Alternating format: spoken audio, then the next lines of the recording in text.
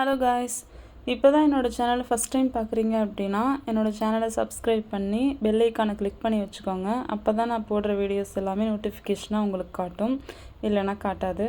இப்போ வாங்க வீடியோக்குள்ளே போகலாம். இப்போ நம்ம என்ன பார்க்க போகிறோம்னா சர்க்குலர் பட்டன் ஹோல் ஸ்டிச் எப்படி பண்ணுறதுன்னு பார்க்க போகிறோம். இது எந்த ஸ்டிச் எந்த இடத்துல யூஸ் பண்ணுவாங்கன்னா, ரவுண்ட் ஷேப்பில் ஏதாவது ஒரு ஒர்க் வருது அப்படின்னா அந்த இடத்துக்குலாம் இந்த ஸ்டிச் யூஸ் பண்ணிக்கலாம். இப்போ வந்து அவுட்டர் லைன்லேருந்து இன்னர் லைனுக்கு வர ஸ்டிச் நம்ம பார்ப்போம். இப்போ இன்னொரு மெத்தட் இருக்குது, அது இன்னர் லைன்லேருந்து அவுட்டர் லைனுக்கு வர மாதிரி இருக்கும். அவுட்டர் லைனுக்கு வர மாதிரி இருக்கும். இப்போ அவுட்டர் லைன்லேருந்து ஃபஸ்ட்டு அவுட்டர் லைனில் பஞ்ச் பண்ணி த்ரெட்டை வெளியில் எடுத்துட்டு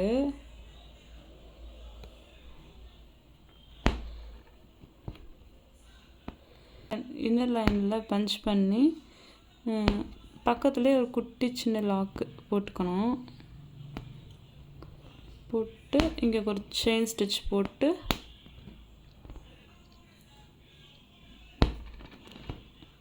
இந்த மாதிரி இதை திரும்ப ரிட்டன் இப்படி இழுக்கணும். இழுத்துட்டு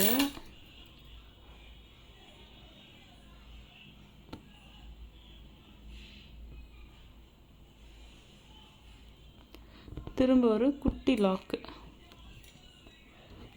போட்டுட்டு எனக்குள்ள ஒரு சின்ன செயின் போட்டு திரும்ப ஆப்போசிட்டில் பஞ்ச் பண்ணி த்ரெட்டை இழுக்கிறோம். இழுத்துட்டு இங்கே எனக்குள்ள சின்ன செயின் ஸ்டிச் தான் நான் குட்டி லாக்குன்னு சொல்கிறேன். குட்டி லாக் போட்டு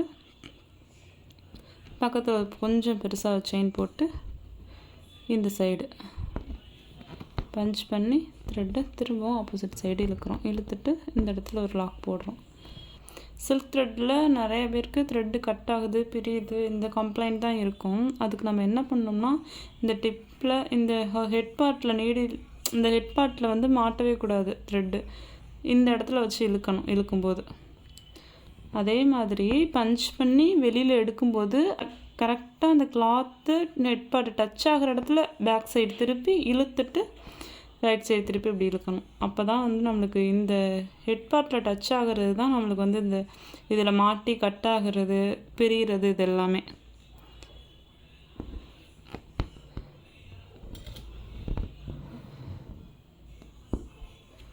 இதில் குட்டி லாக் போடுறோம். போட்டுட்டு ஒரு சின்ன செயினை திரும்ப அவுட்டர் லைனுக்கு போய் இழுத்துட்டு வந்து இந்த இடத்துல ஒரு லாக்கை போட்டுக்கிறோம்.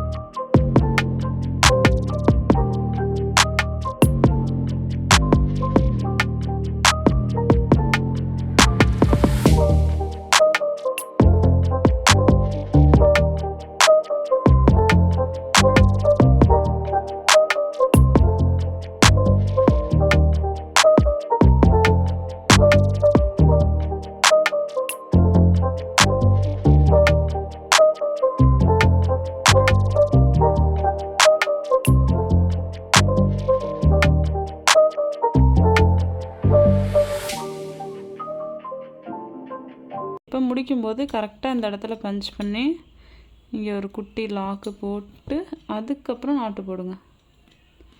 ஏன்னா அப்போ தான் வந்து இந்த இடம் வந்து ஃபினிஷிங்காக தெரியும். இல்லைனா இந்த நாட்டு தனியாக அந்த த்ரெட் ஆரம்பித்த இடமும் முடிக்கிற இடமும் சேர்ந்துருக்கணும் எல்லா ஸ்டிச்லேயுமே. பாட்டுக்கு கொஞ்சம் முன்னாடியே நாட்டு போட்டோம்னா அது தனித்தனியாக தெரியும். இந்த மாதிரி கம்ப்ளீட்டாக இருக்கணும். கம்ப்ளீட்டாக சேர்ந்து இருக்கணும். இந்த மாதிரி எங்கே ஆரம்பிச்சிருக்கோம் எங்கே முடிச்சிருக்கோனே தெரியக்கூடாது, அந்த மாதிரி இருக்கணும்.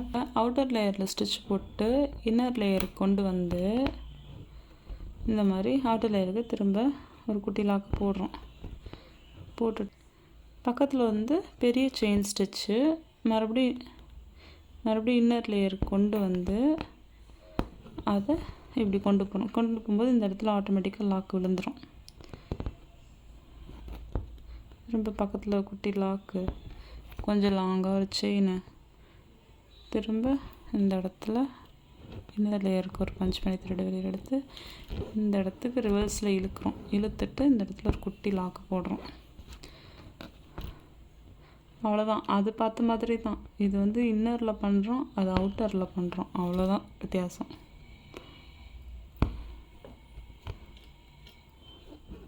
இந்த இடத்துல வந்து ரிவர்ஸில் இழுத்ததுக்கு அப்புறமா தான் இங்கே எனக்கு குட்டி லாக் போடணும். அது வரைக்கும் எந்த இடத்துலையுமே குட்டி ஸ்டிச் போடவே கூடாது.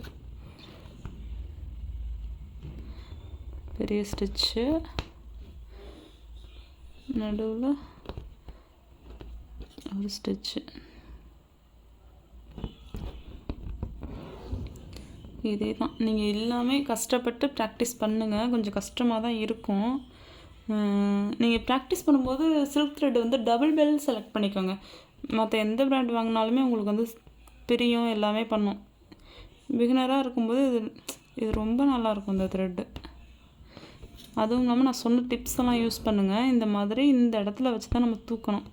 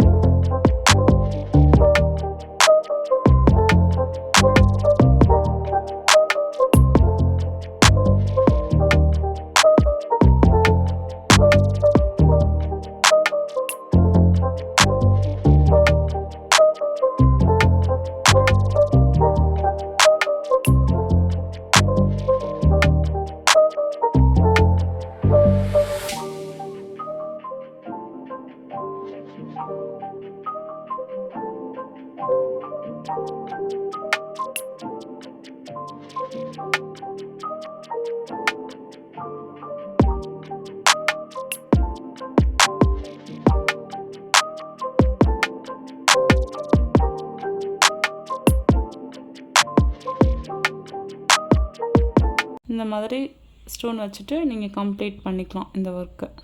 தேங்க்யூ ஆல், பாய்.